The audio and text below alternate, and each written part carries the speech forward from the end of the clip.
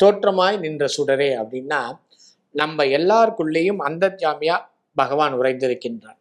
அப்ப இத ஒரு கிளாஸ் எடுக்கிறார் ஒரு பாடசாலையில வாத்தியார்.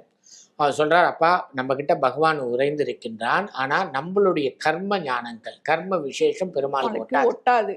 ஆனா நம்ம ஜீவாத்மாக்கு அது ஒட்டுனவுடனே ஒரு மாணவன் எழுந்து கேட்கறான், அது எப்படி எனக்குள்ளேயே இருக்காரு, நான் செய்யற பாவத்துல எல்லாம் அவருக்கு பங்கு இல்லை, என்னுடைய கர்மால பங்கு இல்லைன்னா எப்படி முடியும், எப்படி சொல்றீங்கன்னு கேட்ட உடனே வாத்தியார் உடனே பதில் சொல்லல, உனக்கு இன்னொரு நாள் சொல்றேன்ட்டார். இந்த பையனுக்கு ரொம்ப கர்வம். பத்தியா வாத்தியார கேள்வி கேட்டு மடக்கிட்டேன்னு ஒண்ணு சந்தோஷமா இருந்தான். 27ஆவது நாள் பாசுரம் பாடசாலையில சக்கரை பொங்கல் நல்ல நெய்யெல்லாம் போட்டு கொடுக்குறாங்க. வாத்தியார் கூப்பிட்டார், அப்பா எல்லாருக்கும் நீனே டிஸ்ட்ரிபியூட் பண்ணுப்பா அப்படின்னார். எல்லாருக்கும் கையில எடுத்து எடுத்து எடுத்து நெய்யை கொடுக்குறான். கொடுத்து முடிச்ச உடனே வாத்தியார் கூப்பிட்டார். இவனுக்கு நிறைய சக்கரை பொங்கல் அள்ளி போட்ட உடனே பார்த்தியா நான் பெரிய இன்டெலிஜென்ட் ஸ்டூடெண்ட்னால வாத்தியாரை எனக்கு கொடுக்குறாருன்னு சாப்பிட்டான். சாப்பிட்டு முடிச்ச உடனே கையலம்புறதுக்கு சீயக்காய் பொடி, இப்போ நான் சோப்புன்னு வச்சுப்போமே, அதை கொடுத்து கையை நன்னா அலம்பிக்கோன்னார். கையை அலம்பின்னா நெய் போயிடுத்து. கையை காமினார். மறுபடியும் சீக்காயை போட்டார். இது எதுக்குன்னு கேட்டான். நாக்கில் போட்டு தேய்ச்சிக்கொண்டார்.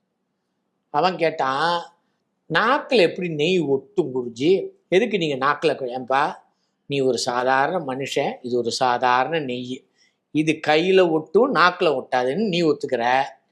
ஆனா பரமாத்மா எல்லாம் இந்த உலகத்தையே படைத்து காத்து எல்லாம் பண்றவனுக்கு இப்படி ரெண்டுல ஒன்னா இருக்க தெரியாதான்னு கேட்ட உடனே பட்டார்னு காலில் விழுந்தான். ஆஹா, இதுதான் தேர்ந்த ஞானம் அப்படின்னு ஒரு பிராக்டிகலா சொன்ன ஞானம். தோற்றமாய் நிற்கக்கூடிய சுடர், அந்த உண்மையான சுடரை யாராலையும் மறைக்க முடியாது.